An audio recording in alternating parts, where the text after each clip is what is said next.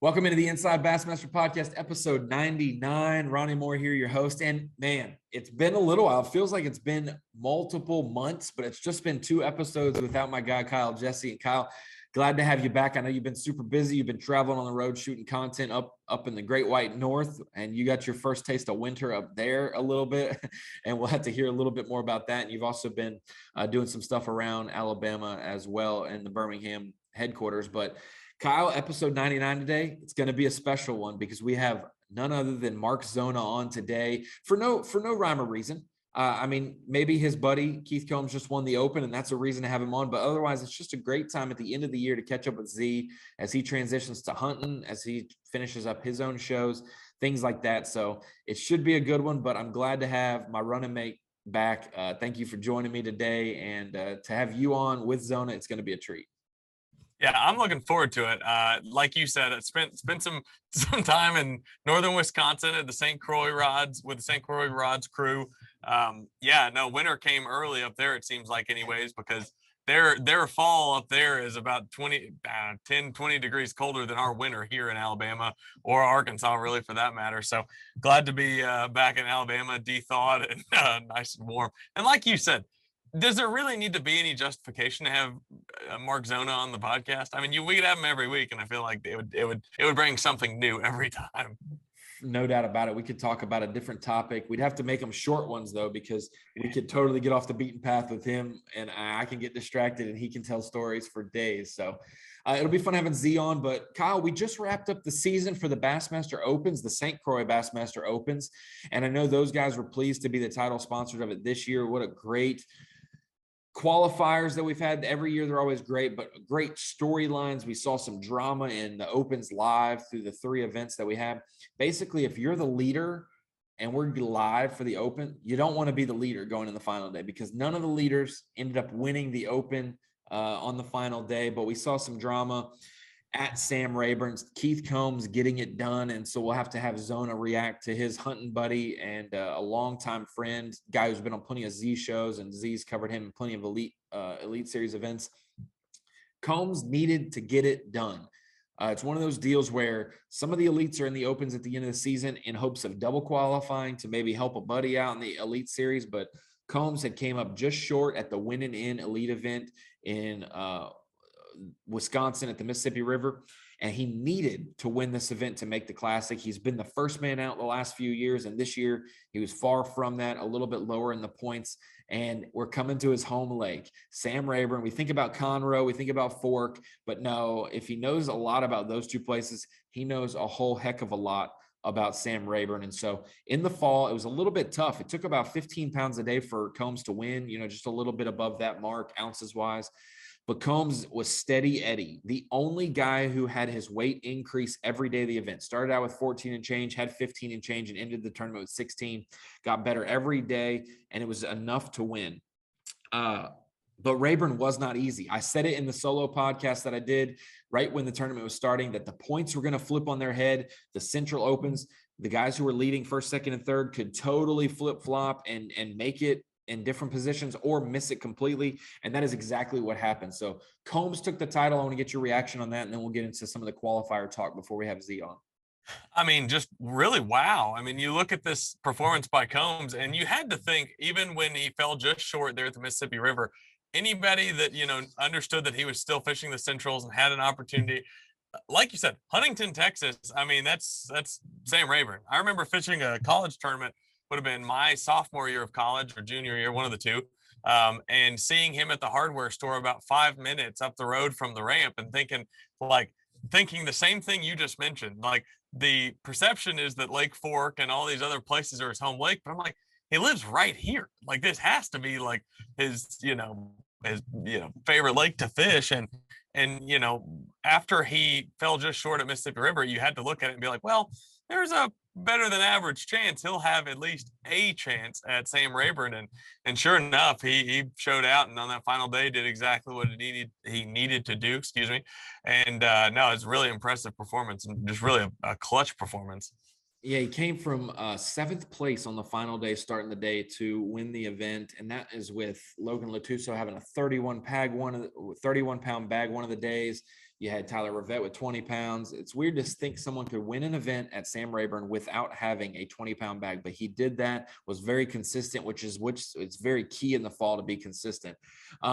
He did it like we expected. He did throw a jig and a big worm, but he also threw his patented, he's probably sold more 6XDs in chartreuse blueback than anybody else in the world. That was his deal, and we didn't get to see it a bunch on live. He was fishing it the final couple hours trying to get a big bite, but that never came to fruition. He didn't need it though. We saw him also throw a tungsten thunder cricket on some grass right at the end of the day and made about a pound cull, which got him the win, obviously. So a lot of different things in play there for Combs, but he gets to make the Classic, kind of makes up for a tougher Elite Series season, gets to go to Knoxville. He'll no doubt be one of those guys we keep an eye on because it will be late March, a little bit more moving bait stuff, maybe some spawn stuff going on, but definitely able to power fish because it's not going to be extremely cold there probably. So we'll keep an eye on him because some of those guys, like we mentioned, when you're a home run hitter, you want them on game 6 of the World Series. You want them game 7 of the World Series. You want them NBA Finals, final 2 minutes. You want those guys that know how to win or that kind of drive fear into some other anglers. And so the Christies, the Hackneys, if they're in contention, watch out for them. Same thing goes for Combs. And so we'll see how he does in Knoxville for the Classic. But either way, to be at the Classic, you can't win it if you're not there. So I know Combs is happy to win the event, make a couple grand. I think it was like 43,000. He got the pocket there. The trophy on the mantle means a lot as well. And then also a chance at 300 grand. And the Classic is something that he'll take for granted as well. But man, let's talk about the qualifiers real quick. We already had the Northerns done. If you're just joining us, the Northerns were finished up a couple months ago. And that was Alex Weatherall. You had Kiyoya Fujita. And then you had Keith Poche qualify in the Northerns. Then a few weeks later, we had the Southerns finish up. You had Bryant Smith, Cooper Gallant, and Joey Cifuentes. They all qualified as well. So 6 guys had been finished off. We had 6 spots up for grabs in the Central Open, the final one. And so we had 3 in the Centrals and the 3 overall still to be determined. And boy, we saw the flip-flop. We ended up getting Bradley Hallman. He was the only guy locked into his qualification in the Centrals going into the final day of the Open. There's still 2 guys that have movement, and we did end up seeing a swap up because 4th place in the points going into the final day, Kyle Norsetter, he did improve on his placement at Sam Rayburn and got himself the Elite Series qualification. Logan Latuso also, he was the 3rd guy to make it in the Central. So Bradley Hallman making his return to the Elite Series. You have Kyle Norsetter from Wisconsin, his first year fishing the Opens, I believe, and he was planning on fishing all 9 Opens or all 9 Elites, however it worked out. Luckily for him, it's all 9 Elites. Then we have Logan Latuso, who has been 6th in past years where we took 5 from each division. He had been 6th 2 or 3 times prior. He got beat out by his dad one year. So that's our Central Opens. Any reaction from you about that? Because it is cool to see a son make it when his dad used to be on the Elites. It's cool to see a guy from the Midwest make it because you know how they've panned out the last few years. And then also Bradley Hallman. He's been on this journey to make it back to the Elite Series the last 3 years. And he did so this year, making it. I mean, he had a flawless Opens, it seemed, with his 3 events. Yeah. First, I'd like to say that I think collectively, me and you, one of our favorite things to do is some of these guys that make the Elites, obviously getting to know them better during the off season, getting to, learn more about them, things like that. So that side of it really has me excited because I've really enjoyed doing that since it started here at Bass.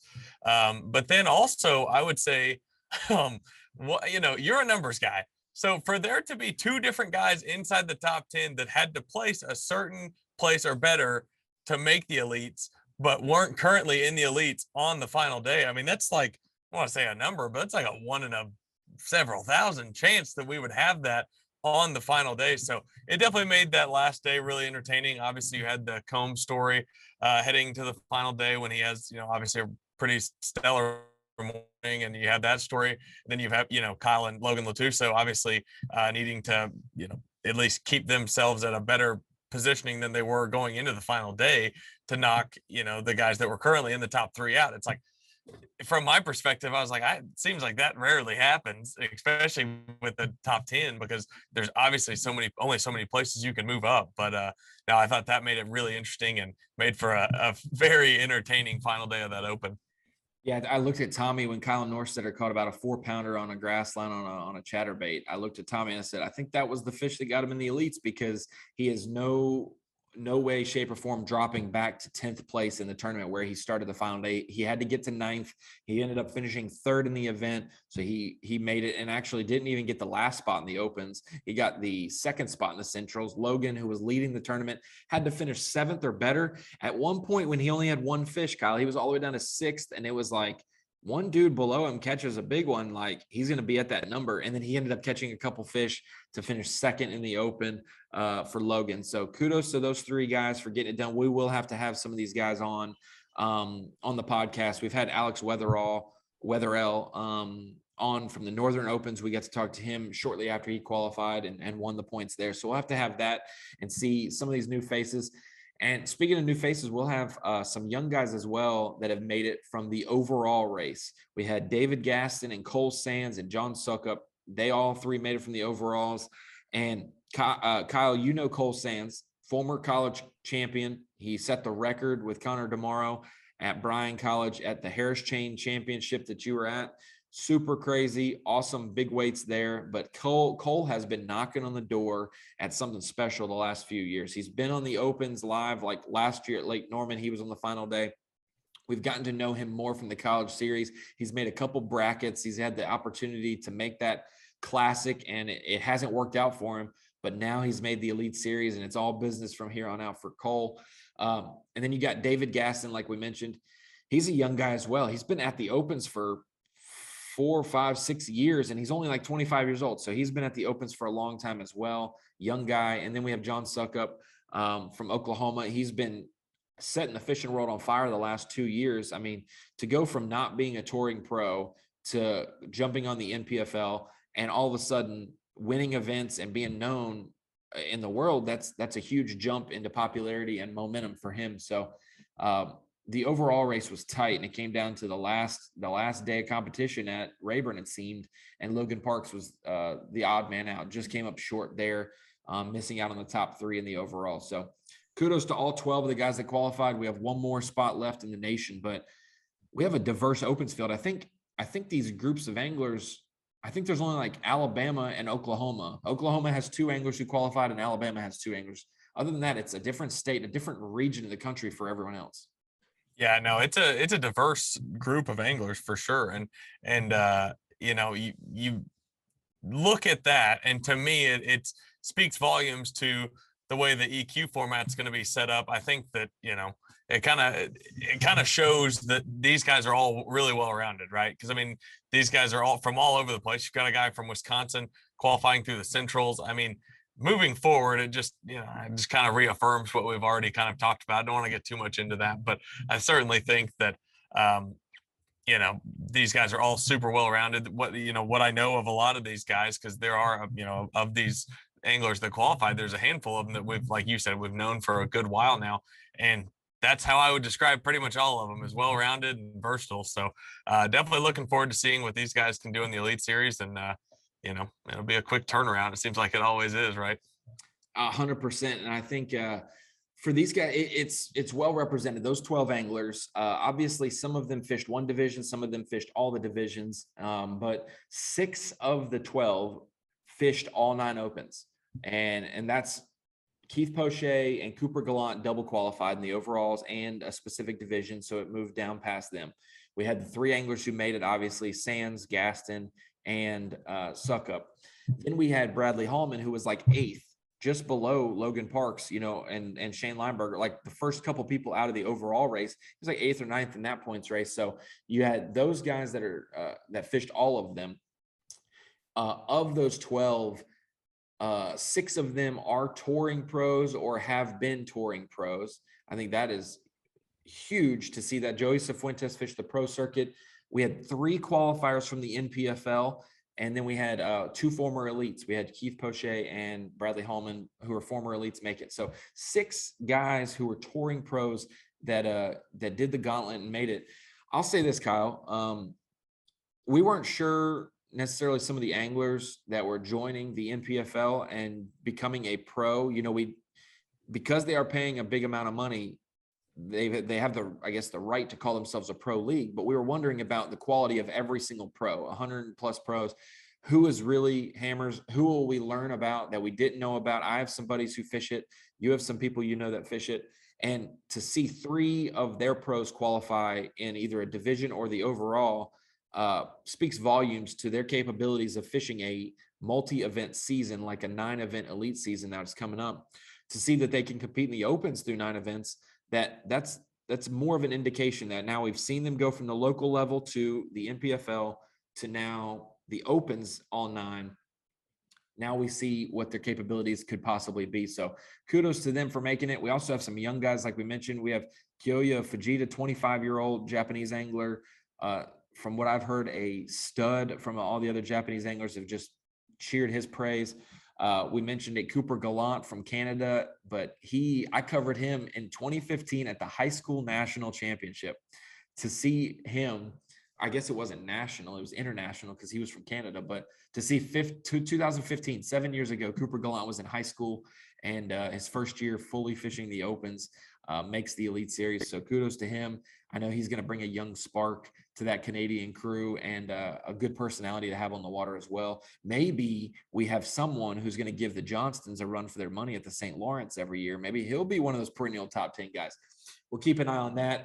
And not to forget anybody else, we got some veterans of the opens. Kyle Norsetter's first year in the opens. He's from the Midwest, but some veterans like Alex Wetherell and Logan. So yeah, kudos to them for making it. So a diverse group, and it'll be interesting to hear what Mark Zona says about that group as well.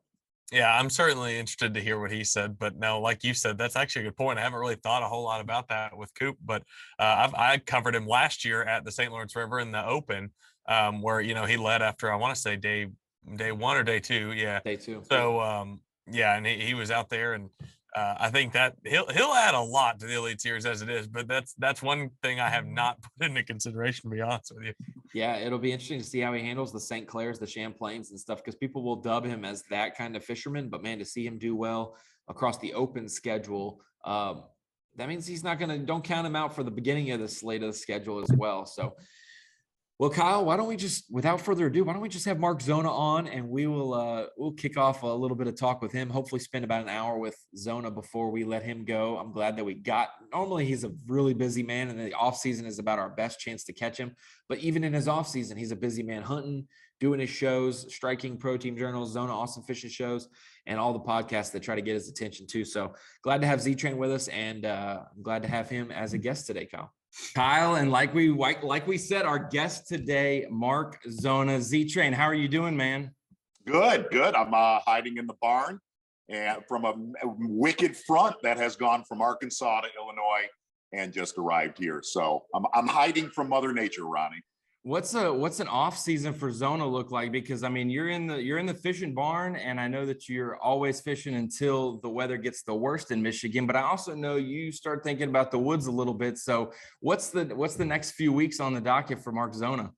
Ronnie, you've been up here. You kind of know, and it's bad right now. Like it was 78 degrees yesterday, and it was funny.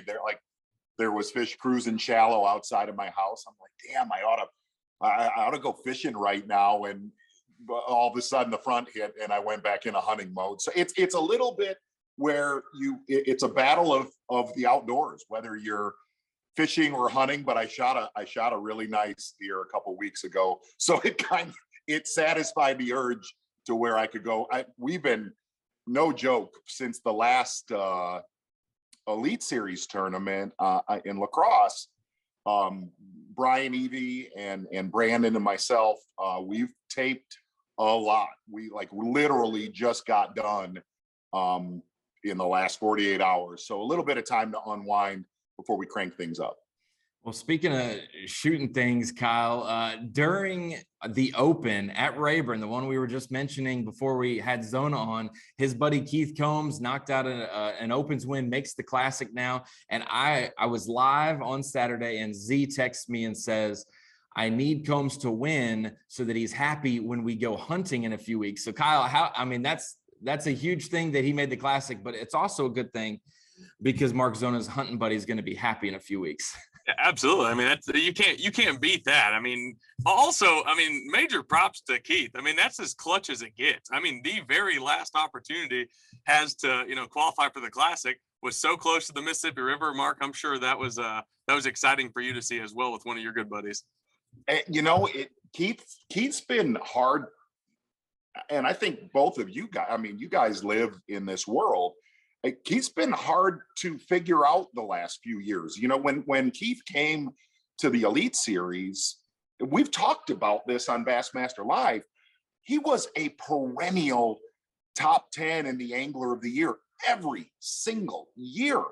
And what was weird about this year and a lot of last year is some of those tournaments set up directly in his wheelhouse. And him and I, we've talked about it.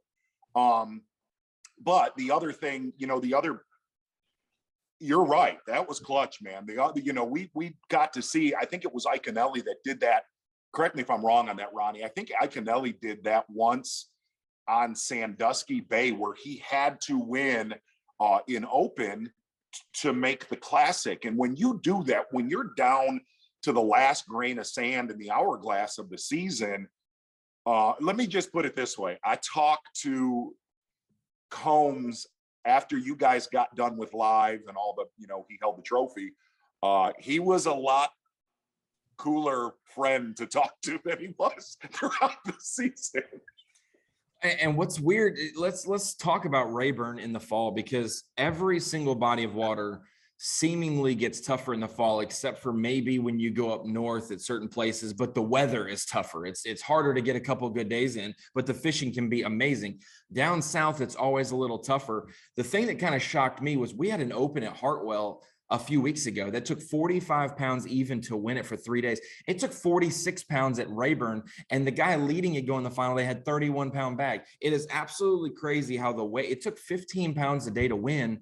And I was talking about it with somebody that it seems like in these opens, if you're below 5th place, or if there's a little bit of a weight gap you have to make up, these guys go swing for it, and they tend to bomb more than they tend to excel. With Combs, it seemed like he was going to go do his plan and catch the 14 to 16 pounds he's been catching every day, and then he could go hunting for a big one. We saw that he never got that big one, but he never needed it. It's kind of crazy how Rayburn's so good, so many giant bags at times, but 15 pounds a day got you a Classic bid just in October. Yeah, and look, Rayburn's a lot like the popular southern fisheries, and I have fished Rayburn a lot with Combs and with Castledine, guys that are phenomenal fishermen there, from shallow water to mid-depth range all the way out deep. But it's funny, I know where number one, I know where Combs lives. Combs lives 2 miles from the boat ramp, and he was fishing that region of the lake. And I heard on that final day, that he was idling and found that very small, hard spot, basically on a mud flat. And I've been lucky enough, and I use the word luck, to learn what Combs fishes on that lake. They're very, very, very small, subtle sweet spots. And I'll never forget this. I came into the living room where you guys were live on Fox on FS1, and I watched his morning. And I think his morning started out with a couple, 2.25 pound fish. And then I saw him catch a big one, and I saw him catch another one. And you had that really weird, it's about when I texted you, you had that really weird vibe. Wow, this one is setting up correct. Look, that was a grimy tournament. Even though a dude caught a 30-pound bag, it's crazy. It was a grimy tournament. The good thing you guys had on Hartwell, they catch the crap out of them. The numbers are good, and that's what's cool about Hartwell. This was a challenge for Bassmaster Live. Like, don't get me wrong, from a selfish standpoint, I'm like, man, I'm glad I'm not doing this one right now. But the other side is, Ronnie, we try, Kyle, we try to be a very, very, we try to be unbiased. And I've always said this, we don't, from a analyst, from a commentating standpoint, I don't care who wins tournaments, as long as we cover who, how, and why, if we cover that correctly.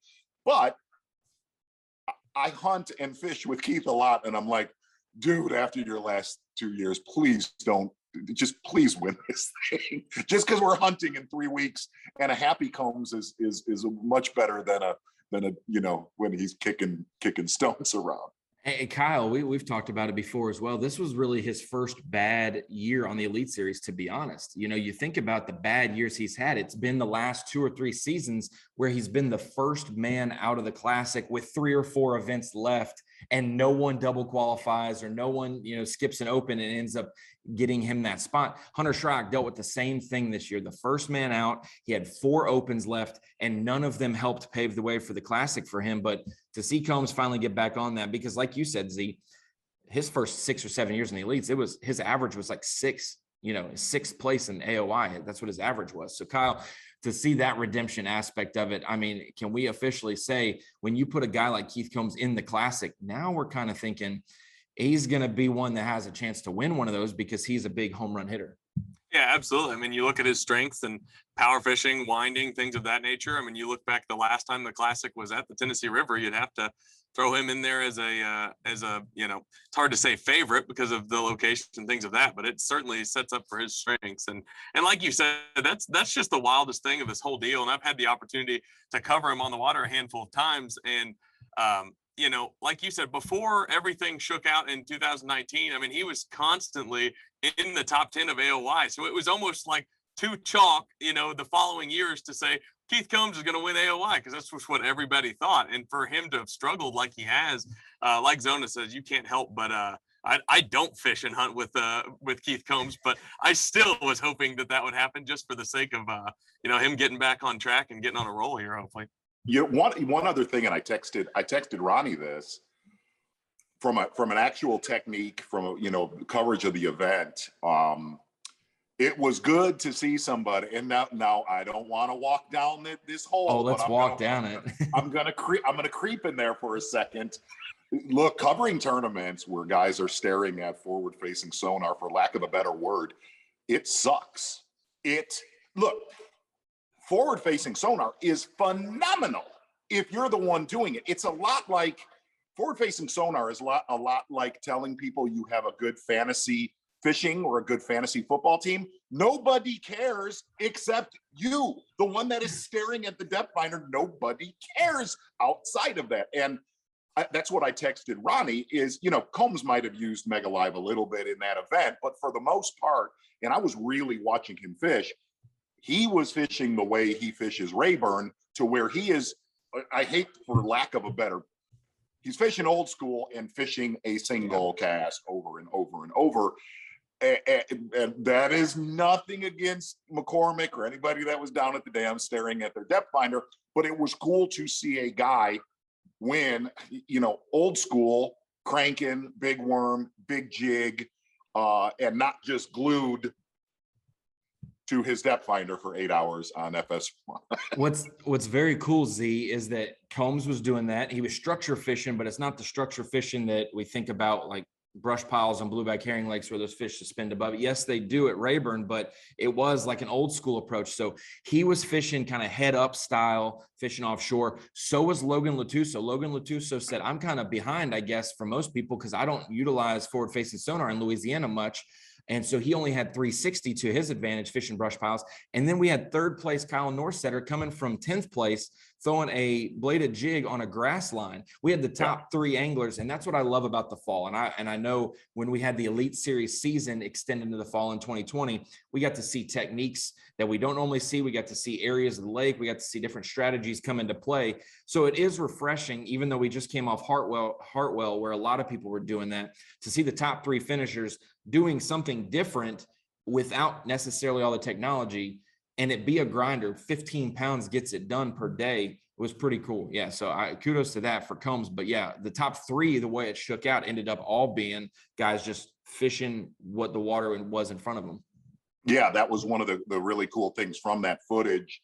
That it was actually a pretty diverse tournament, which generally a diverse tournament from a coverage standpoint, it's more, and I think it is. I don't want to speak for the viewers, but I also think that showing that different techniques, instead of, hey, let's go from this guy doing this to this guy doing the exact same thing to the exact same thing down the line. And one last thing on combs, and this really kind of goes into looking at next season, looking at, whether it's the schedule, whether it's, the new guys or guys that used to fish the elites coming back to the elites.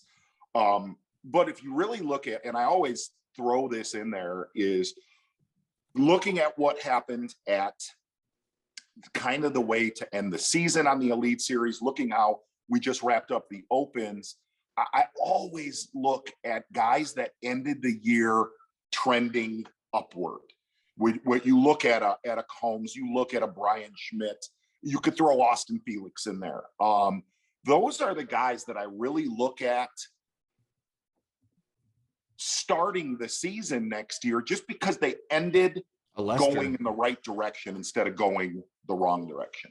And speaking of that, Z, I'll also, caveat the Rayburn thing before we transition, that Cody Bird was punching mats way far from takeoff, and he got 6th place. There was only 2 forward-facing sonar guys between the top 3 and him. And so we did see quite a few array of different techniques. But Kyle, we had just talked about this before we had Z on, about the new qualifiers. We have 1 more spot to hand out to the Elite Series. We have 4 more Classic spots, but that 1 more spot is going to be through the Nation. Most of the Classic spots left will be declared through the Nation, 1 through the Team Championship. Those 12 qualifiers from the Opens, just to kind of outline some stats from how they got there and who they are. We had 6 of our 12 anglers fish all 9 events. Now, only 3 of them qualified through the overall, but 6 of the 12 ended up fishing all 9 of the events to try to make it there.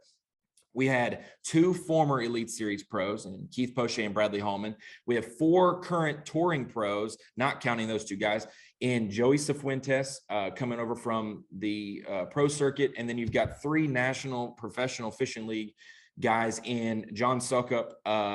Then you have Bryant Smith, and you also have David Gaston. So we have 6 guys who fished all 12 or all 9. We have 6 guys who are at a pro level for the most part, or have been at a pro level. And then you've kind of got some new guys that are from high school, college series that are fresh blood, like Cole Sands and Cooper Gallant. You've got some veterans of the Opens like Latuso and Weatherall. And then you've got a Japanese angler in Kyoyo Fujita.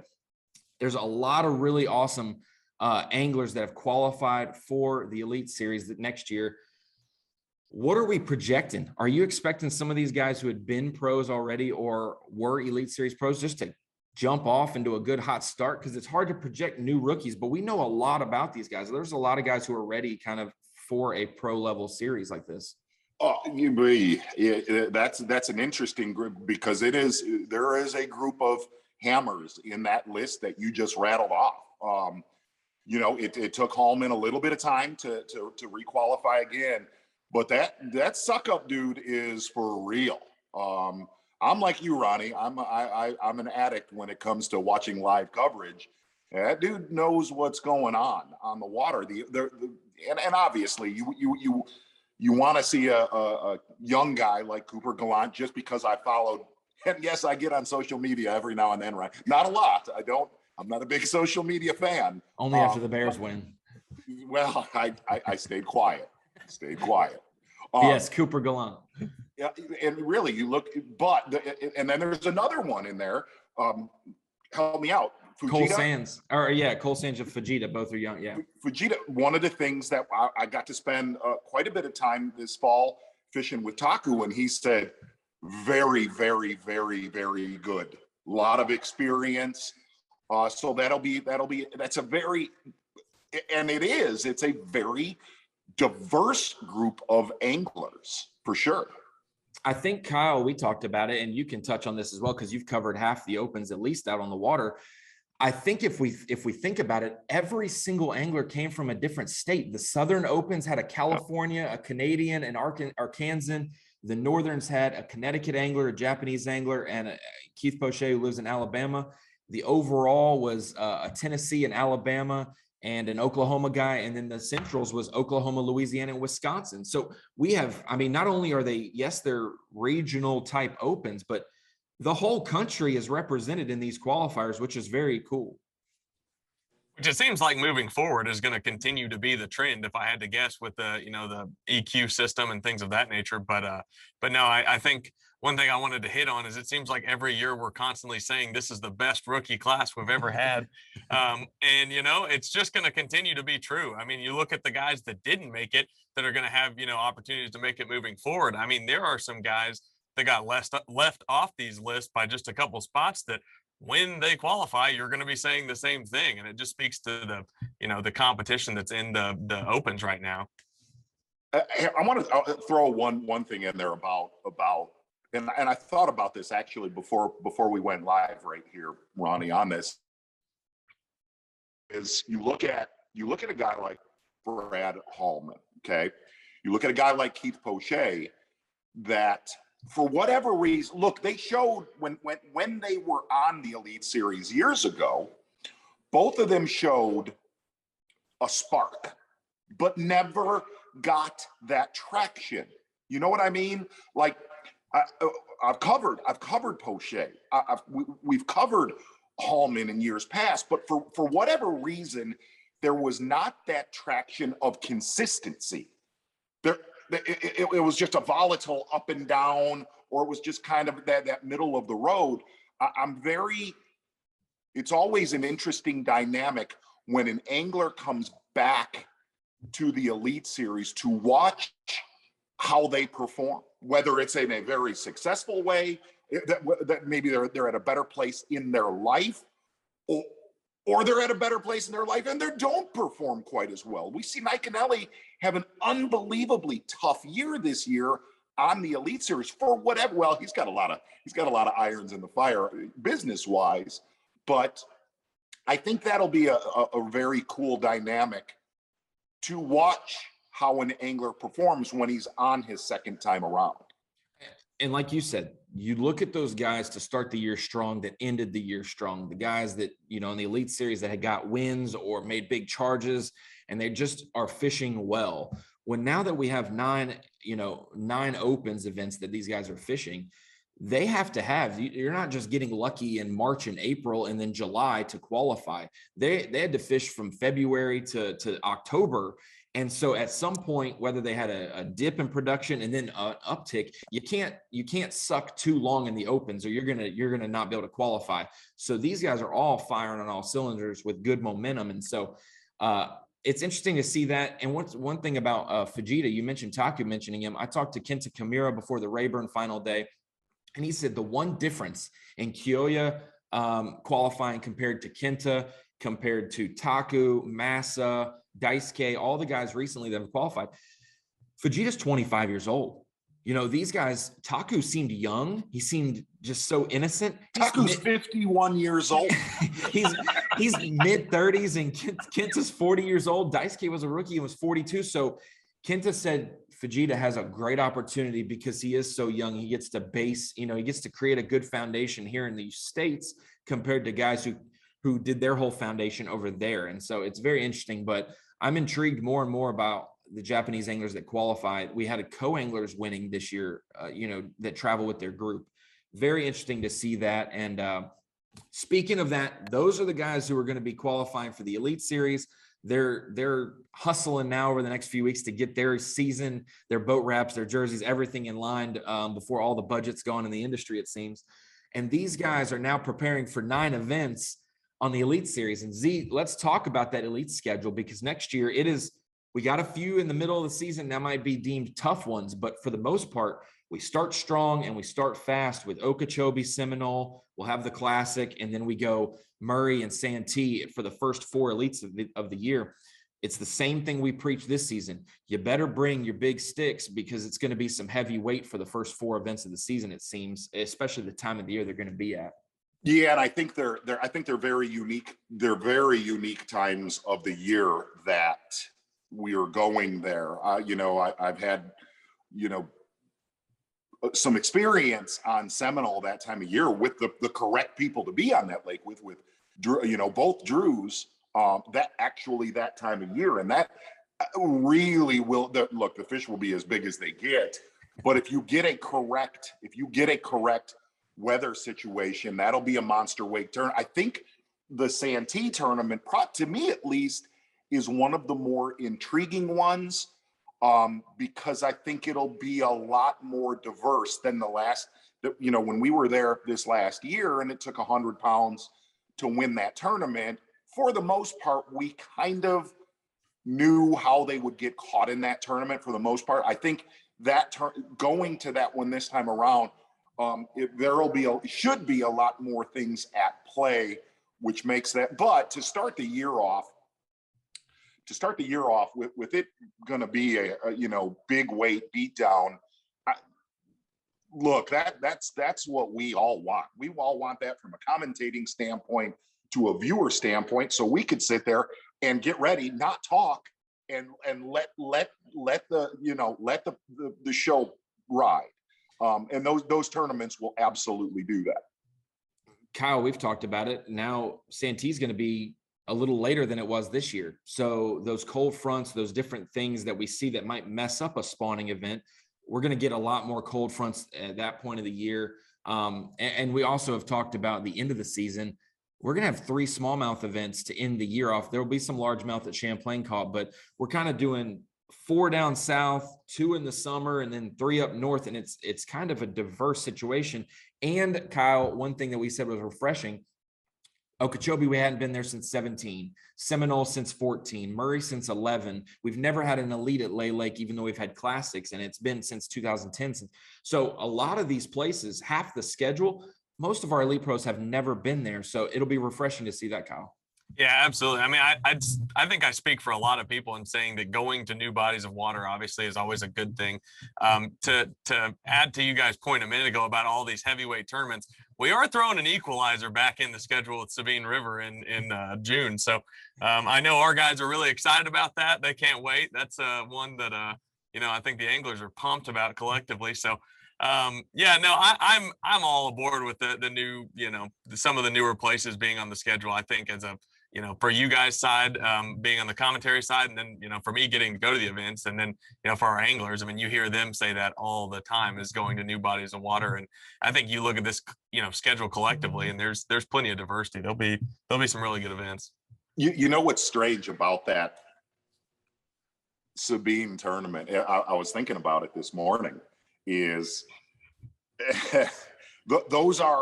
this is really weird, and Ronnie, you need to pop in on this. Is when those tournaments start, they're hard on the anglers. They're hard obviously very, very hard tournaments to call.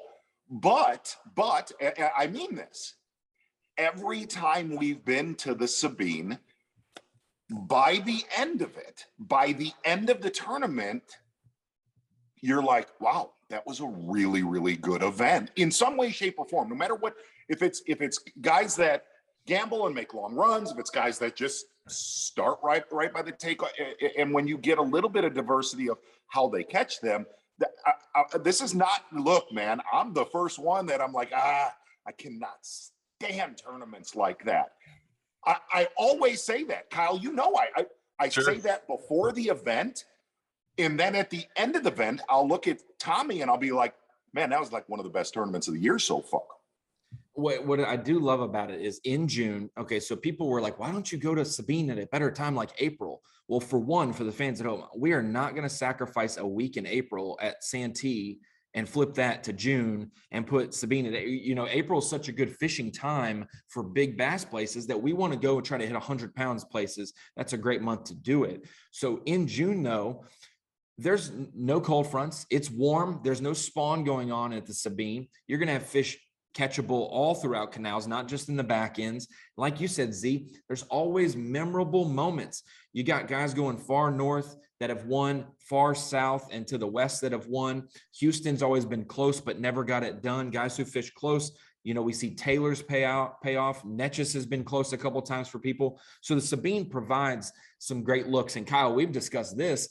2019, when everything hit the fan and the start of the professional fishing season happened, and there was all of these different overlappings of tournaments, I remember getting a text from a couple media people who like watching good fishing.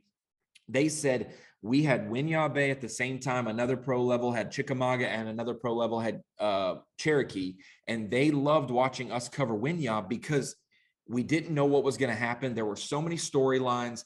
It wasn't just a chalk thing. They're going to be spawn. It was, is the short run going to be the deal and more fishing time, or making that long run to a better area? And so, Z, I enjoy a grinder a little bit. If you're going to have 100, we had 3 100-pound tournaments this year. If we're going to have let's just say this, the lowest weight tournament we had all year this year was the Mississippi River. And that was the most fun for fans. So even though it was 60 something pounds, it's still 15 a day to get it done there. And it was very captivating. So because that's the case, a guy like Lee Livesey making a run to the Angelina River on the final day to gamble, or a guy staying close, every one of them, a 5-pounder could win 1st to 7th the event. Like one fish could win so many guys those tough events, which I can appreciate, being in it till the end. Ironically, I just got a text from Mike McInnes, and I get one tournament off a year, and it is the Sabine River. I get that one off, so I get to. you dog. Oh, that's funny. But you're going to spend your time fishing on the Sabine River during that time. Is that correct? Is that what we heard? No, I usually just pop in and there, I watch a little footage, and then I just start texting Ronnie things. Yeah.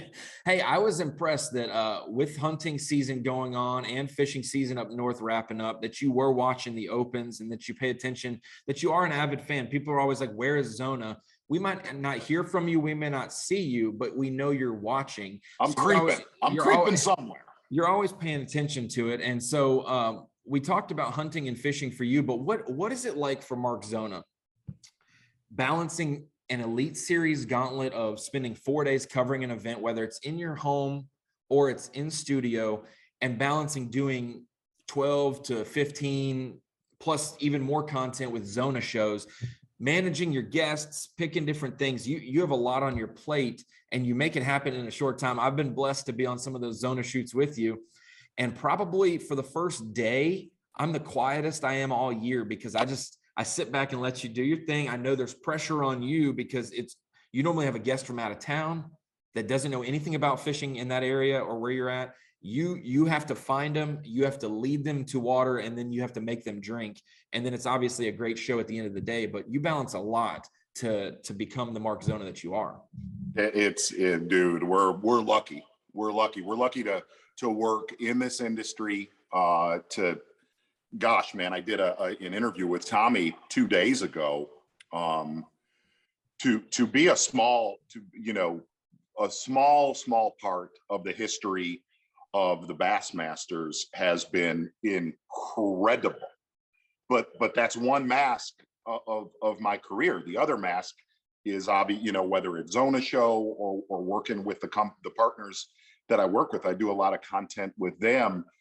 Is a totally different, you have to put that's a different role. It's a different, and Zona show and stuff like that. We want to, you've been on them, Ronnie. We want to catch them. We don't want to catch a few. We want to pound on them. And what I've noticed, the hardest thing, especially since the pandemic, with Zona show or when I shoot pro team journals, one of the hardest things is staying ahead of a bite. Every now and then I get lucky and I show up to a shoot where somebody's like, dude, I'm on them, let's go. That you've been there, Ronnie. Dude, I like that. When we've had 100 fish shows that I've been on, and we've been on 8 fish shows, and they both look as fun at the end of the day. But I mean, obviously it's fun to catch 100, but those are very, very hard things to have happen. Yes. It's weird. I used to, this is long before you started, Ronnie and Kyle, both of you working there, but I used to do 1 or 2 or 3 multi-species shows a year. And I love those because that's how I grew up. I grew up bass fishing like a lot of, the viewers, and that was where my heart was, but I also like just chasing big things. And it was funny. This is no joke. I was in a tree stand last weekend on a Saturday morning. It was before you guys went live. I was sitting in a tree, and my buddy texted me, who I shot a show long ago back in the ESPN days. I shot a show, his name's Eric Hadia. And he said, dude, I'm catching giant brown trout burning square bills. And I said, send me a picture of how big they are. And I'll never forget this. He sends me a picture. I said, Eric, was that an invitation or are you just bragging? And he said, come on, man. So no joke. We got the crew together and went there. And it was one, like, what's strange is I've taped hundreds of shows now, hundreds of shows. This was one of those shows that I'll remember this one 15, 20 years from now. And again, we look, man, it was a buddy that led me to water. And I looked at him and I said, dude, Eric, I don't get this a lot. I love you. Thank you. But it was what happened on that shoot. And you know this, Ronnie. You know, when you look at the camera guys and you see them holding a camera and you see them smiling, you're like, dude, we're doing. So I taped a show with Ayler that you were on. When you look at everybody's just like, what is happening right now? There is nothing. It's so weird. There's nothing better than when that, because it doesn't happen a lot, whether you're taping or you're alone or you're with your fishing partner, when that magic comes together, you know it. Wow, something really, really incredible is happening right now on the water. And we got to see a little bit of, we got to see a little bit of that this season taping Zona shows, but that was a very, very long answer. I apologize for that. No, not at all. Look, man, I think I work with the best crew ever covering tournaments. I think I work with the best crew ever taping fishing shows out on the water. It's strange, Ronnie. I made this comment to Mark Rose on a video that I shot with him. I used to take a lot of this for granted, because you're trying to, and you could probably relate to this. You're trying to succeed and do so much that you're not stepping back and breathing the experience in, whether it's covering the best anglers that have ever fished, whether it's being out on the water and that magic some way, shape, or form happening.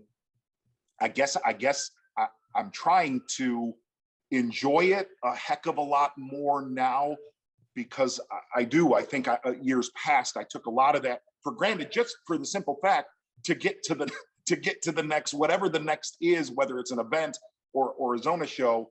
I'm trying to, I don't have a lot of innings left in this. And I know that now. And I really want the last innings. I want to enjoy it. I want to be happy and not stressed out and tweaked out of my mind and pissed. Ronnie, you know that I get pissed. I want to enjoy this more and not stress the heck out of myself and everybody around me, my wife included. Well, Zona, here's a question for you. I'll give you another long-winded opportunity here. So I'm sure you get this question all the time. So this might be an easy one to answer, or maybe it'd be a hard one to answer.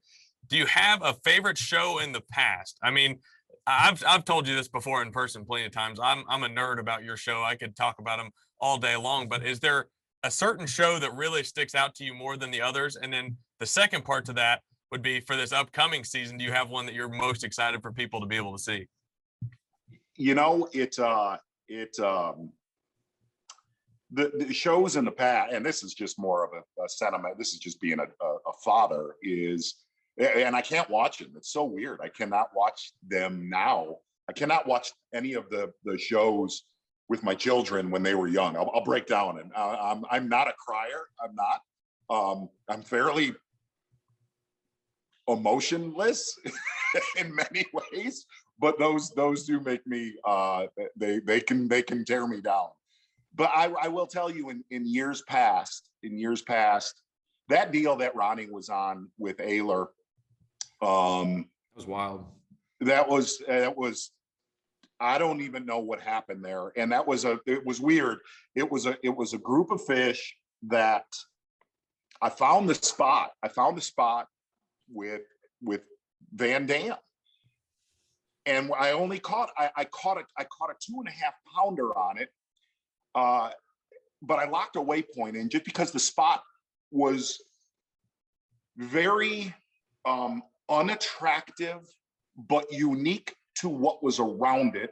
So anyway, I dropped a mark on it, and then I went back to it with my kids the week before Ayler was, and I'll be fast about this, Kyle. Oh, you're good.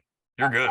I went there the week before, and it was horrible weather. It was blowing like 30 miles an hour. Well, Hunter hooks up, Jacob hooks up, I hook up, and they're all three of them are straight up 5 to 6 pounders. And it was on, like I was on the mark. So now here's a cool dad. Here's a Dad of the Year award. I looked at them. I said, do not throw in there anymore. Well, both Hunter and Jacob, dude, they're bombing. They're throwing in there as fast as they can, and they're hooking up. So anyway, so fast forward a week goes by, and Ronnie's. We didn't even start there, Z. We started for 30 minutes on another lake, and we didn't even strap up the boat. And we were like, nah, it's not working. Let's go to this other spot. And I'm like, after the show's done, I'm like, why didn't you take us here to begin with? Well, I want to know what the other spot was like if you chose that one to start on and it didn't pay off. I was like, this is crazy. But what was really weird, and I was scared of this. I was very, and my biggest enemy, my biggest enemy in Zona content is only one enemy. It's weather. That is it. And I remember waking up that morning. Ayler walked down in the lobby of the hotel. It was in Traverse City. And he walked outside. He said, what's the temp? I said, it's 20 something degrees. And he's like, oh God. And now hold on. It was 20 something degrees and it was gassing. Yeah. Which the lake that we were on, those fish typically do not like when you have a depth or a temp plummet. And they do not like when the water gets chalked. But it was the perfect storm because that school was so big. I don't know. I don't want to throw a number of how many fish were in a half-acre spot. I know how many you caught. I have no idea. But what that chalk did, now see, I'm going into nutbag stuff, but I know what that chalk did. When my kids and I found it, we pulled that school because the water was clear. That chalk let us beat on them, and those fish were disoriented to those fish were not following, which smallmouth typically do. They follow a hooked fish. They stayed in one area for 6 hours. And the one thing I remember about this, they were from 3.5 pounds all the way up to 7.5 pounds. And with big old spots on the 7.5 pounder too. Oh, it's beautiful. Huge fit. And what's funny is to this day, I have gone back to that spot, I don't know, 20 times, and I've caught one bass. I don't, and that's why I say there are certain things that's weird, that a phenomenon happens that, I look back on that, Ronnie, and I'm like, man, I wish I would have enjoyed that day more than I did, because you're trying to get a show done. Anyway, but looking at next year, there was a show. There was two shows. There was two shows that stick into my mind for next year. One of them I shot with Chris Johnston in Buffalo, and of all things, Chris looked at me and he's like, dude, I don't fish here in May. He goes, you got anything? I'm like, yeah, I got some. So, I'm taking Chris Johnston to a smallmouth spot. He said nobody ever. But it's what transpired the next day. I took Chris to an area that they were choked in, big ones, big, the right ones, not numbers, but big ones. Everything was, 5 to 7 pounds. And I taped a solo show the next day, and they were gone. And where they went to, or at least where I found them, I had never seen smallmouth do what they did. And I think that should be a very unique show. They went to an area that was very, very sneaky and tricky. And I think that should be anyway. The other one, I taped a solo show in Michigan, largemouth show, and caught almost 30 pounds skipping frogs under docks. So, and anytime you can get that on camera, that doesn't suck. So. Doesn't suck at all. I had a lady come out, and she was, not to use my wife's name, she was Karen. She was her, dude. Karen spelled differently though, spelled differently. Yes. This lady came out and she is giving it to me. I mean, she is that person on the lake. And I caught a giant on her next boat dock. And I held it up to her, and I could see when I held that fish up. I could see when I held it up. I wanted Brian to actually fly his drone right at her, but he wouldn't do it. So. Anyway, those were the 2 shows for this year. Awesome. I know, Kyle, I had so much fun on that Zona shoot with Ayler. I hate cold weather. And so when I walked out of the hotel, I was like, Z, I hope you catch him today, because that's the only way it's going to be fun. And I remember we pulled up to that spot. He throws an A-rig out there and catches one first cast or something. It's like 7:00 because we had stopped that other lake for 30 minutes on the way. 7:00, he makes his first cast or whatever, catches one on an A-rig. And I'm like, oh yeah. He puts the A-rig down and picks up a tube. And for the next 7 hours, they catch him every cast, and giants, like he said. And I remember Z will check on the crew in between catches, and he'll just be like, y'all okay? And I'm like, Z, I've taken 4,500 photos on the water right now. And he's like, is that good? And I'm like, I normally take 1,500 during an elite day. Like, yes, I've never seen this many fish on camera. And some of my most fun memories have been on those Z shoots, and they're obviously fulfilled. I've told this on other podcasts when people ask me different things, but being on those shoots early in my career and getting the opportunity to do that kind of made me feel like I made it. For me, joining a crew on Bass Live of Davey Height and Tommy Sanders and Mark Zona, guys that even if you felt like me back when you got your start, you've still had 20 to 30 years of creating a legendary, reputation. And so to join the crew, you guys to accept me and to invite me in, I used to text my dad and be like, hey, how cool is it that I have Mark Zona's phone number and I haven't abused it by texting him all the time? I would be like, man, what if I ever got his number? I hope I don't text him too much. And then when I got it, you would text me most of the time asking for people's phone numbers, like elite anglers. And so all that to be said is that those shoots, those little moments of time where all of Z's hard work pay off in an amazing shoot or a funny memory.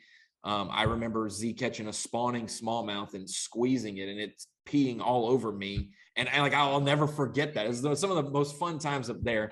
And so, well, Ronnie, and not only that, and Kyle, you need to know this, his behavior and language on Zona shoots, he fit right in with the crew immediately when he came out in the field. Hey, we heard on live. We heard it. Oh, I know. Gosh, I have a fun story from that you pulled that prank on me later. But Z, I wanted to get to, I got to look at this list because we've gotten down a fun rabbit hole, but you talked about balancing that, your elite series responsibilities for live and then your shows. And that's a lot of time. I mean, it's 9 weeks of travel time for just the elite series stuff, 10 plus the classic. I know that you stay home for half of those, but you can't go do a show from 4 p.m. to 8 p.m. up north. Like you could, but like when you're elite series mode, you're elite series mode. And then you've got all these weeks, 15 to 20 weeks of Strike King stuff and Zona show stuff. How many more years do we have of that for you? Because it's one thing that we talked about in the end of 2018 when you said, I'll be here with you guys for the long haul, but you just never know how long that haul is. So will you give me a heads up before your final season, or will you give me a heads up before your final event? Hey, just to the right-hand side of where you're at, there's a stairway that goes down to Mike McInnes's office. This is something we talk about a lot. You go ask him and see what he says. No, look, I don't know. I don't know how, man, if I could physically do, I try to somewhat stay in okay shape. To do Zona shows they're brutal. You know, we try to go to nice water and polite water, but when you go to Lake Ontario or Lake Erie or last week you go to Lake Michigan, Mother Nature's going to beat you up. You know, I talked to Karen about this. I'm happy that we've gone to rough, hostile, violent bodies of water, but I've paid the price on that. My boats at my ask Wes Miller, he has paid the price. Look, if I could do things for another 5 to 10 years, that'd be awesome. That'd be awesome. But you never, I don't know. Maybe that's why I'm trying to enjoy. You never know. You don't know what, this is a weird industry. This is a weird time, in our industry, but I know I'm at the right place mentally. I know I'm at the right place from an organizational standpoint, whether it's Bassmaster and working for Chase Anderson. And I know I'm at the right place with the crew that I've worked with since the day I started this in the building you're in, Ronnie. I thought when I was in my 20s that JM Associates was the epitome of outdoor content, and that has never swayed. From Tommy to Mike McInnes to Middleton and Lipke and the whole group, man. I hate not naming everybody in that building. They're the baddest group, and I've been so humbled and lucky to be a little part of that. Kyle, you've been here. I want to say one thing. I want to speak on everybody in the behalf of fishing fans and fishing. We're going to need you to strap on the Tom Brady jersey and do this thing for as long as you possibly can.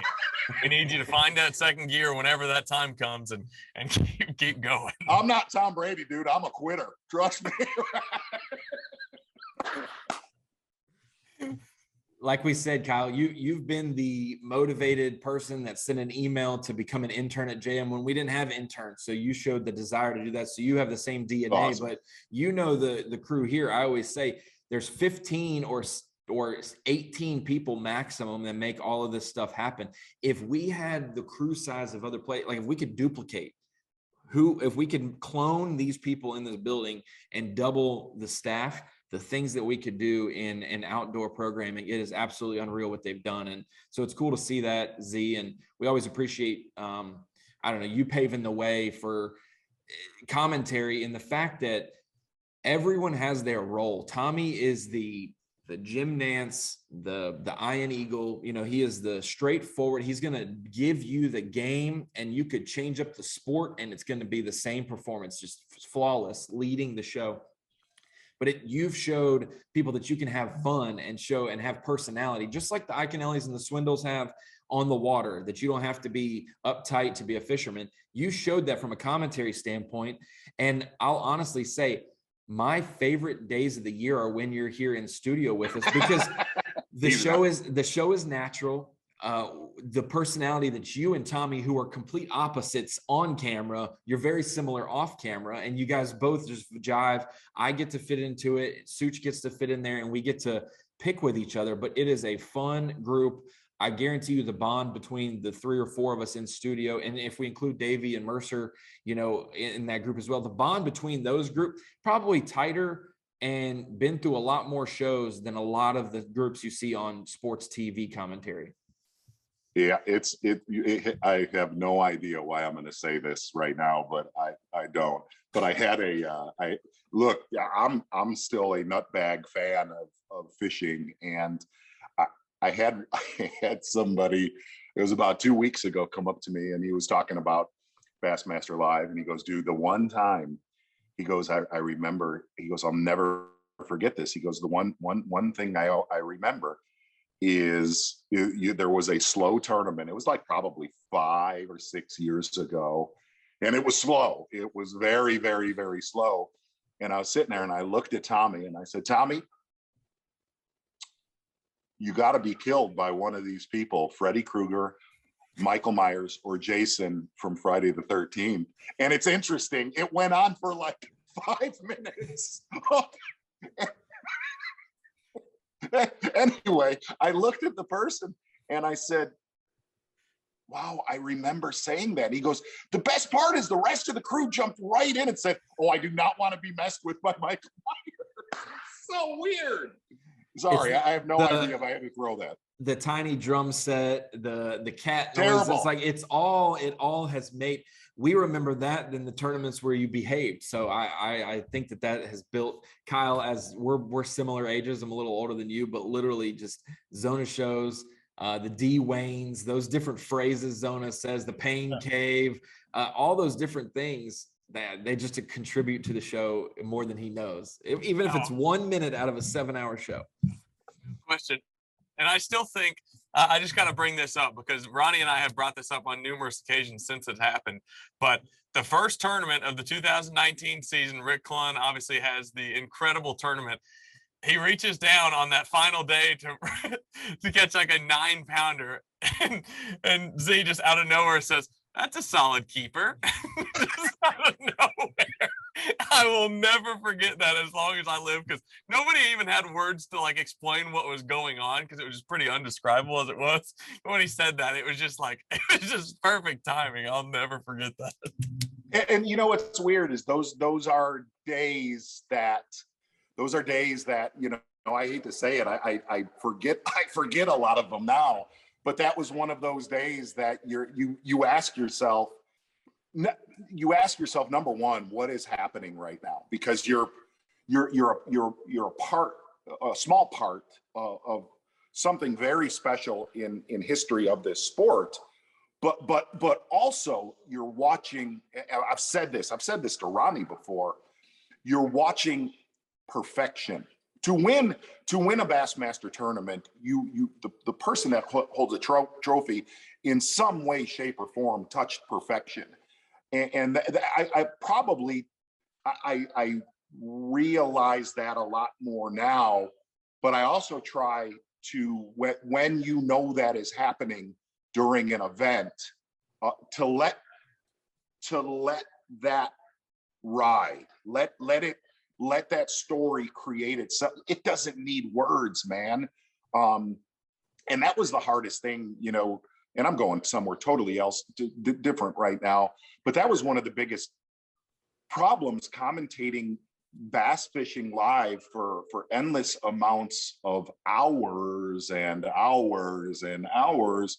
I always felt like you needed to say something, like somebody needs to do this. That you don't have to.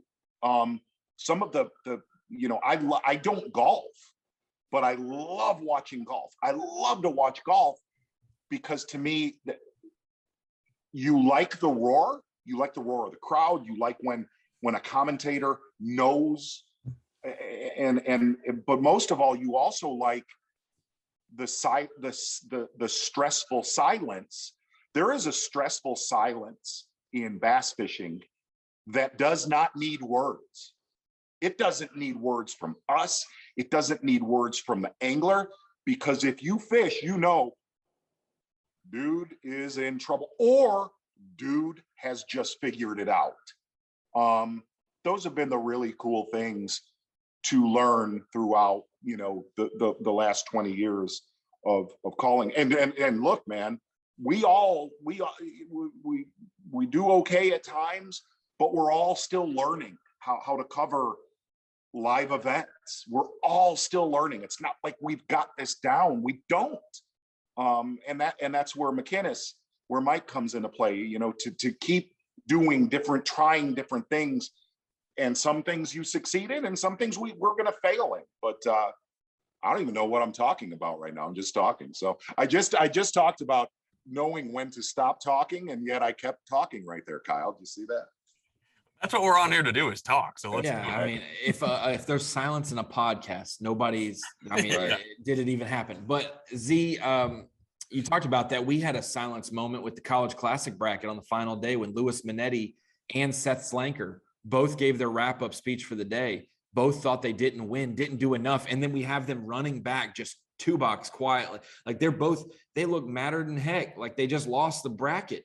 And we got to soak up that moment, because then a few minutes later, when it was revealed that Lewis did win, it was a pure, there's no shot there's no shot that I won. Who's pranking me? There's no way this happened to me.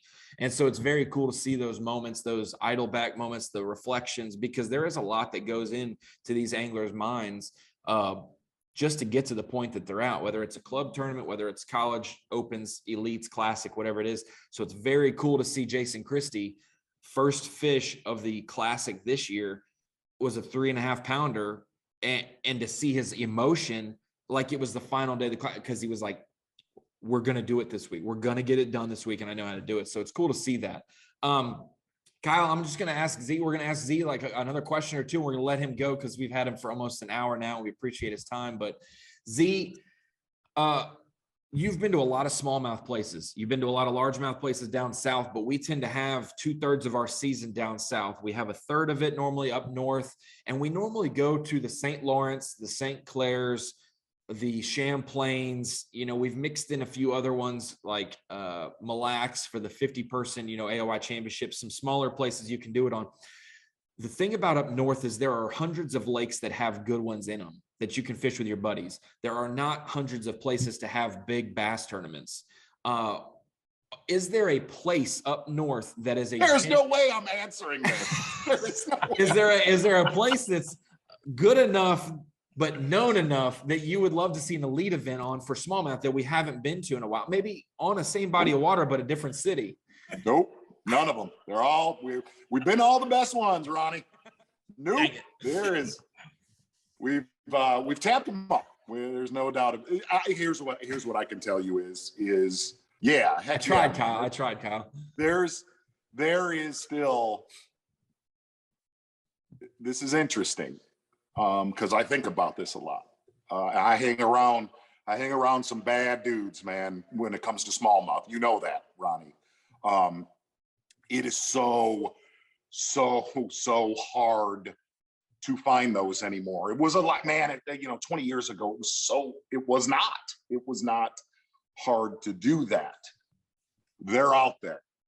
They are out there. And have I taped on them? No, I have not. But they're it's weird that a lot of the places that I go to now, I'll throw, look, Lake Huron. To me, Lake Huron is obviously a large lake. But it's the problem having an Elite Series tournament at the places that I've been going, it's hostile. There's going to be, Lisa already has a very stressful job. Lake Huron is going to put 5 years on that lady. If we go to Lake Huron, you're going to deal with, look, I think Buffalo is one of the, I go to Buffalo as often as I can. The problem with Buffalo, there is nothing to stop the wind.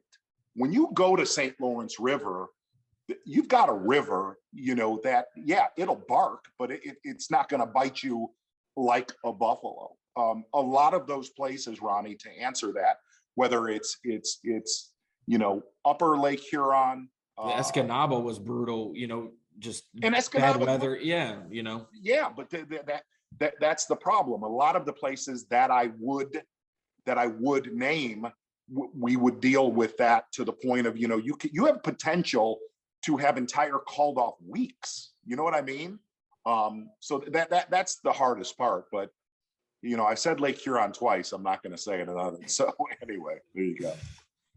I feel like the college series the last 2 years has kind of shown that off. I mean, I know that kind of getting down a rabbit hole there, but I've got to spend plenty of time with your guy, Brian Evie, become one of my, good friends. But the last 2 years there at Saginaw Bay and Huron has been really impressive to me to watch. Moving on to the next question, Ronnie. Yeah, so I do have a question. So let's rewind a little bit back to St. Lawrence River this year. You brought that up. Jay Shakurit winning that tournament on the Strike King half shell, obviously a bait that you designed, helped design anyways. And then also on your, obviously setup. What is that like for you to sit behind the screen and watch that and know that, you had at least a little part in history? I mean, that to me, it seems like a really cool thing, and just kind of want to get your thoughts on that. And how did you take St. Lawrence off this year? I get taking the Sabino. How'd you take the St. Lawrence off? But go ahead. Listen, Davey, I'll throw Davey under the bus happily right now. When we were doing schedules, I called him. I said, Davey, I said, what tournament do you want? He's like, I don't know. Just give me the St. Lawrence. Duh. Yeah, good job, Davey. Right? Okay, good. You picked the lowest hanging fruit of the season, bro. What was unique about that tournament was it would not have been a good tournament for me to commentate. It would not. Hey, let's go out and talk to Jay Shakurit. He's using a Mark Zona rod and a bait I designed 3/4 mile from that spot. And that's where that is where that bait was designed. It was designed about just under a mile from where he was sitting. I'll talk about Jay for a second. This is so cool. I taped a show with him 2 weeks ago. I taped a protein journal with Jay, and I went to an area on Lake Huron. Here we go, 4 times. So I went to an area, and it sucked on Lake Huron, and it's a home run, man. It's a powerhouse spot, and they were not there. When they're there by the hundreds. They were not there. And then I went to another spot, and for 2 hours we beat them down. I mean, beat them down. And Jay, this is very, very interesting. Jay doesn't talk a lot. I thought when we were beating the school down that he possibly went to bed at one time. Like he's going to go put one in the live well for a picture and went to sleep under the console. Another safety assassin. And so this is no joke. I told Jason, Jay's dad, this later that evening. So Protein Journal is a lot like Zona Show. You get the content, you get the meat and potatoes on the water, and then you do an interview afterwards. And I was talking to the producer, and he said, no, Jay didn't say probably 5 to 10 words when you guys were fishing, which, dude, he's in game. Even though we're taping a fishing show, he is in game. And we got done, we got off the water, and I said, Jay, let me do my interview first, and you'll kind of see where I take this interview wise. And you talk about conditions and who Jay is and how special it was that he won. I was talking about the whole thing, his victory, the day that we fished together. And Ronnie, as God is my witness, I get done. Jay puts the microphone on, sits down, and gives one of the top 10 interviews I have heard in 20 years. And all of us were like, dude, where was this all day long? Like when he puts the total package together, and he's going to, it was honestly, the interview was phenomenal. And we were all like, wow, you got a lot to say, bro. It's almost like it was pent up. It's like it was stockpiling all of this energy to do this interview all day long. But he's a very, very unique and very, very cool dude to hang with. Here's what Jay Shakurit is. He's a good guy. He's a really good person. And I look forward to covering the next few years of his career. Theo, wanted to end it with this. We'll segue a little bit, but whether Bass changes formats, Bass makes schedules, like we can have our opinions on it, but that doesn't change it. That doesn't make it right. That doesn't make it wrong. It's what the future is going to hold. So for the opens, now going to, you have to fish all 9 to make the Elite Series.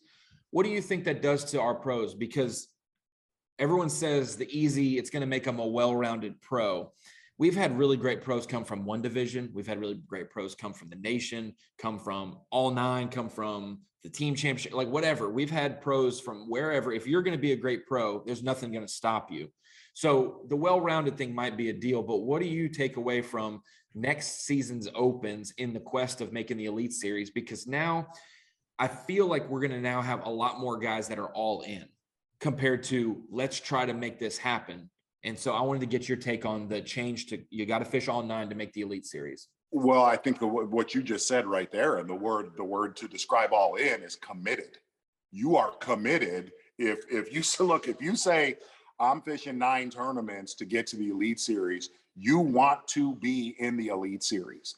And I'm never going to use the word luck from format years past. And some of my friends are going to get pissed at me for saying this, that look, there is a group of anglers that if there's 3 events, you could focus on one of the divisions, and some anglers have greatly prospered, but there's been other anglers that they fished 3 tournaments, they did okay, they got to the Elite Series, and they got their teeth kicked in.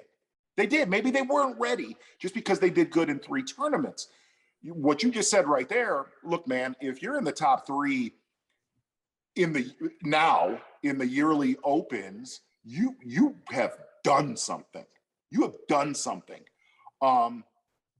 You're well-rounded. But at the same time, look, man, I want to, this is a very selfish statement. I want to cover anglers that want to be in the Elite Series. You know what I mean? I want to cover anglers that are like, dang it, man, I want to fish Bassmaster. That is what and granted, I get it, man. I get it. I understand that the hardcore working guy that wants to make the Elite Series, it's set up for him in years past with, fishing one division that is not and that sucks. That sucks for that guy. But at the same, and it's hard. And the other thing is, it should be hard to say I'm a Bassmaster, and that's what that format will be. And I'm not saying that to make somebody, wow, this dude has no soul. It's not what I'm saying. That's not it. But who gets to take off 9 weeks? Hell, no, sorry, no, you don't. We don't get not a lot of human beings get that. And I do understand that side of it, and I have compassion for that side of it. But I also know that you will see in the next half a decade, the cream will rise to the top, and you're going to see another gear of anglers in the Elite Series, I think. Well, it's the word fair has been thrown around, and I always remind people, since I know so many stats of different guys' histories and things, like, it's not fair that at the end of 2018, we took the top 15 in each division for the opens and invited to the Elite Series, because Josh Douglas for the last 10 years had been in the top 15. And that was the one year he wasn't. And you could have been like, that's not fair. He ended up qualifying, and it'll all work itself out the way it's supposed to be. But the one thing I always recommend to people is, if you ever have a plan B, your plan A will never work out to its full capability if you always have a plan B that you have that 1 foot in the kiddie pool and you don't quite jump in the big deep end yet. You end up going to fall in awkwardly instead of just jumping in successfully. So if you want to be an Elite Series pro, you got to have a plan A, and you got to sell out for it. Because even if he took the nation route, even if they took the old opens route, the Poliniks of the world, the Iconellis of the world, the Van Dams, they would not have taken no for an answer, and they would have figured out a way to do it. So that's my always one sign of encouragement to them is, hey, maybe you're just not ready right this second, but maybe in 5 years, life will allow you to be ready to just have a plan A. So that's the positive about it, is when it does happen for these guys, they'll be fully ready. But Kyle, do you have anything else for Z before we let him go? I do not. It has been a blast, and I can't say enough how much I think of Mark Zona, and having any relationship with Mark Zona has been one of the greatest treasures I've had since I've started this whole thing. And I think it goes without saying there will never be another Mark Zona. So I just appreciate you coming on from my side of things, and we just appreciate you. Kyle, I appreciate that. I've been telling my wife those same things daily. She does not buy into any of that stuff. But hey, seriously, thank you guys. You guys, you do a ton of content, great content. Look forward to seeing you as soon as we kick off the 2023 season. Thanks for everything. Awesome, Z. Kyle, Mark Zona, our guest today. We appreciate him, and man, what a just a legend of the sport when it comes to commentary, when it comes to fishing in general. Because I mean, if we're going to be honest, he fished at a high level in the opens before he made his jump to commentary. You know what I'm saying? Like he had to make a choice and a decision there too. And so we've both kind of been faced with that as well. Do we want to try this pro route, or do we take advantage of the opportunity given? And so I can always respect him for that. Yeah, I've seen both of us fish, and I'm not sure the pro route would have worked for either of us as it is. But you didn't have to just say all that. I mean, that's the reality of it, though. I mean, you go back to whenever his signature series rods came out with Lew's, I saw that and I said, can you imagine like there being somebody else that would have a signature series rod? But it's the reality of it. He's a stick. I mean, he's a good fisherman. And when you get that insight from guys like Zona, and then obviously Davey with the accolades he has, and then how passionate of a fisherman you are, and everybody there at JM, obviously in the studio, it helps with the process, because you've got guys that are ate up with bass fishing just as much. And I think it provides a lot of good insight. And I find the same thing, when I'm writing a piece on Bassmaster.com or for Bassmaster Magazine. I mean, I enjoy doing it because this is what I love to do. I mean, it's just what I like to do. I'm not writing about something that sucks. I mean, bass fishing is awesome. And I Mark Zona is exhibit A of that. And you see that every single time Bassmaster Live starts rolling. And like I said, I truly feel like we're both, super fortunate to have crossed paths with Mark Zona at the same time, because, we're super fortunate. There's plenty of people that would love to have a relationship with Mark Zona at all. 100%. I always remember to be grateful for my job and my career, because I know that my dad would cut me for my job, that some of my best friends would cut me for my job. And so I know that when you have that many people wanting to be, that's like if there was hundreds of backup quarterbacks in Tampa Bay coming for Tom Brady to replace him, like you got to always work your hardest then. And so for me, Z said it, sometimes you just get in the midst of the game and you don't, you take it for granted that we get to do what we do for a living. And I'll say this year in the middle of the season, I mean, when we were doing saltwater shows, we're doing Bassmaster, we got the opens, we're doing all these other things, our daily jobs that we already do, I was tired. And so every time someone would say, man, how's work been? Oh, busy and tired. And so over the last 2 weeks, as we come to an end of the season, I was like, Sarah, I've got to stop saying that. Everyone's busy. Everyone's tired. That's just how we are in 2022. Everyone works hard. Everyone does these things. I need to tell people how fun it is to do what you love to do for a living. And so even on those tough days, I have dug ditches before. I have planted flowers. I do not want to do anything else other than what we do, even if it's annoying at times or tough. So I know you can speak volumes to that just with your tasks and things. But man, it is fun to cover the sport of fishing with a guy like Mark Zona, who has low-key showed me the way to do it.